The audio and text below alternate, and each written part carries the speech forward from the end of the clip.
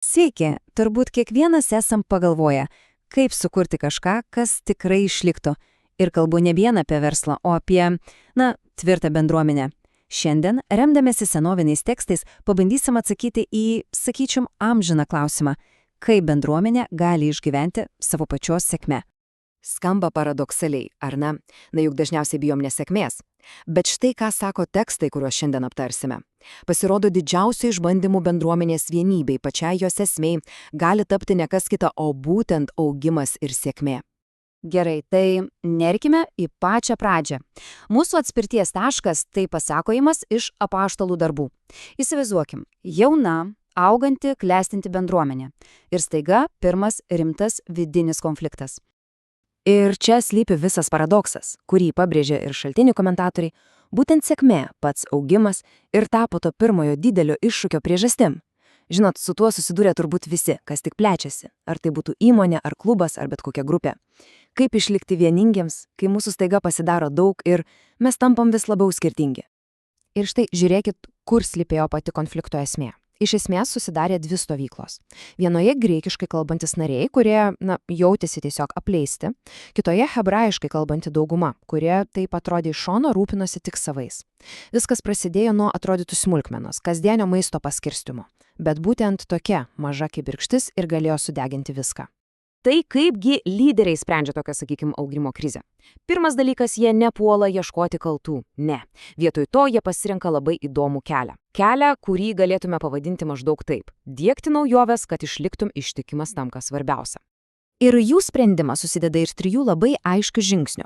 Pirmiausia, jie sukviečia visą bendruomenę. Kodėl? Nes sprendimas turi būti priimtas visų kartu. Antra, jie visiems primena ir iš naujo patvirtina, koks yra pagrindinis jų tikslas – tarnystė.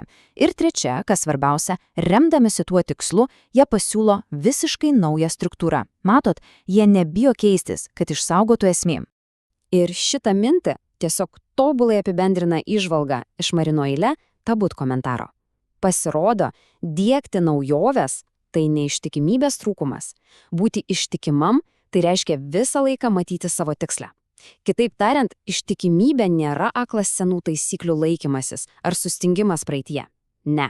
Tikroji ištikimybė reikalauja nuolat mąstyti ir prisitaikyti, ieškoti geriausių būdų, kaip pasiekti tą tikslą. Tai nuolatinis gyvas procesas. Gerai. Problema lyg ir išspręsta, ar ne? Bet istorija čia tikrai nesibaigia.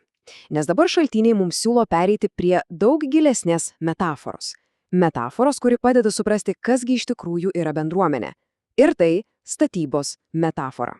Taigi, pirmajame Petro laiške randame šį palyginimą. Bendruomenė – tai tarsi dvasinis pastatas.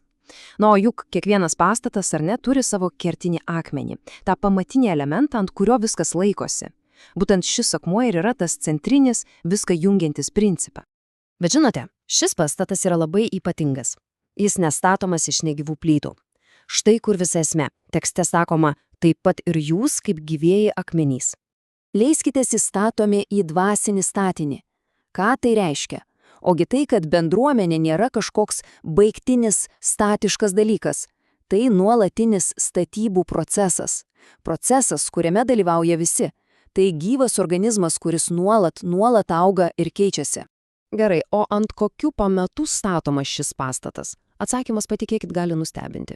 Nes psalmių komentaruose iš naujo paaiškinama dažnai labai klaidingai suprantama savoka Dievo baimė. Pasirodo, čia kalbama ne apie tą baimę, kuri sukausta ar paralyžiuoja. Visiškai priešingai. Tai visiškas absoliutus pasitikėjimas, viltis, kad viskas galiausiai remiasi į meilę. Ir štai tai yra tikrasis pamatas. Puiku. Taigi, turime statinį, statomą iš gyvųjų akmenų ant pasitikėjimo pamatų. Bet koks viso to tikslas, kur link veda šis kelias? Čia mums atsakymą ar kryptį duoda Jono Evangelijos komentaras. Ir viskas prasideda nuo tokio labai žmogiško universalaus klausimo. Jį užduoda apaštalas Tomas, bet manau, kiekvienas iš mūsų jį sau esame uždavę. Jis tiesiog ieško aiškumo, krypties, prasmės. Tai juk amžinas klausimas, viešpatie, mes nežinome, kur tu eini, kaipgi galime žinoti kelią. Ir atsakymas, kurį jis gauna, yra, jis trumpas, galingas ir iš pirmo žvilgsnio atrodo labai asmeniškas. Aš esu kelias, tiesa ir gyvenimas. Pastebit, jis neduoda žemėlapio, nenurodo krypties, jis sako, pats kelias esu aš. Bet štai kur yra pati esmė. kurią atskleidžia komentaras. Šis atsakymas nėra uždarantis, tarsi sakytų tik per čia ir niekur kitur. Priešingai, tai yra kvietimas. Kvietimas bendruomeniai. Viso to statymo, viso to buvimo kartu tikslas – tai patiems tapti tuo keliu. Tapti gyvų pavyzdžių kitiems. Kitaip tariant, pati bendruomenė savo buvimu, savo veiksmais, savo meilė turi tapti tuo keliu, tiesa ir gyvenimu visam pasauliui. Taigi, pabaigai norisi palikti vieną klausimą, kuris, man atrodo, sujungia viską, apie ką kalbėjome. Jeigu bendruomenė yra nuolatinė statyba ir mes visi esame tie gyvieji akmenys, koks yra kitas akmuo, kurį reikia padėti?